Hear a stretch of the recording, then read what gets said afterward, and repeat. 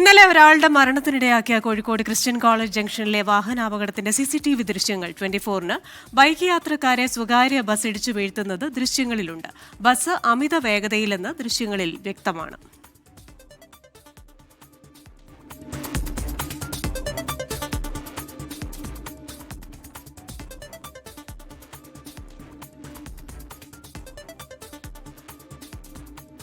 വിവരങ്ങളുമായി രാഹുൽ സുരേഷ് ആണ് കോഴിക്കോട് നിന്ന് ചേരുന്നത്. രാഹുൽ, ഇന്നലെ നമുക്ക് ഈ അപകട വാർത്ത വന്നിരുന്നു, ഇപ്പോൾ അതിന്റെ ദൃശ്യങ്ങളും വന്നിരിക്കുന്നു. അമിത വേഗതയിലാണ് ബസ് എന്ന് മനസ്സിലാക്കുന്നു. കൂടുതൽ വിശദാംശങ്ങൾ.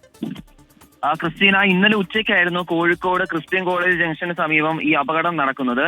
സിഗ്നലിൽ വാഹനം കാത്തു നിൽക്കുകയായിരുന്നു. അതിനിടയിലാണ് അമിത വേഗതയിലെത്തിയ സ്വകാര്യ ബസ് ഇടിച്ച് രണ്ട് ബൈക്ക് യാത്രക്കാർക്ക് പരിക്കേൽക്കുന്നത്. പിന്നീട് എലത്തൂർ സ്വദേശിയായിട്ടുള്ള സ്ത്രീ മരിക്കുകയും ചെയ്തിരുന്നു. ഇതിന്റെ CCTV ദൃശ്യങ്ങളാണ് ഇപ്പോൾ പുറത്തു വന്നിട്ടുള്ളത്. ഈ CCTV ദൃശ്യങ്ങളിൽ വ്യക്തമാണ് ഈ സ്വകാര്യ ബസ് അമിത വേഗതയിലായിരുന്നു എന്നാണ് ഈ ദൃശ്യങ്ങളിൽ നിന്നും നമ്മൾ മനസ്സിലാക്കേണ്ടത്. ഇടത് സൈഡിലായിരുന്നു ഈ ബൈക്ക് ഉണ്ടായിരുന്നത്. അതിനിടെ അമിത വേഗതയിലെത്തിയ സ്വകാര്യ ബസ് ഈ ബൈക്കിനെ ഇടിച്ചു വീഴ്ത്തുന്നു. അതിനുശേഷം ആ പുരുഷൻ പുറത്തേക്ക് മറിയുകയും അതിനുശേഷം ആ സ്ത്രീ ബസ്സിനടിയിൽ പെടുകയും ചെയ്യുകയായിരുന്നു. അങ്ങനെയാണ് ഈ ബസ് കയറി ഇറങ്ങി യുവതി കൊല്ലപ്പെടുന്ന ഒരു സാഹചര്യം ഉണ്ടായത്. ഈ സംഭവവുമായി ബന്ധപ്പെട്ട് ബസ് ഡ്രൈവറായിട്ടുള്ള അന്നശ്ശേരി സ്വദേശി ഷിനോജിനോട് ഹാജരാകാൻ ഇപ്പോൾ പോലീസ് നിർദ്ദേശം നൽകിയിട്ടുണ്ട്.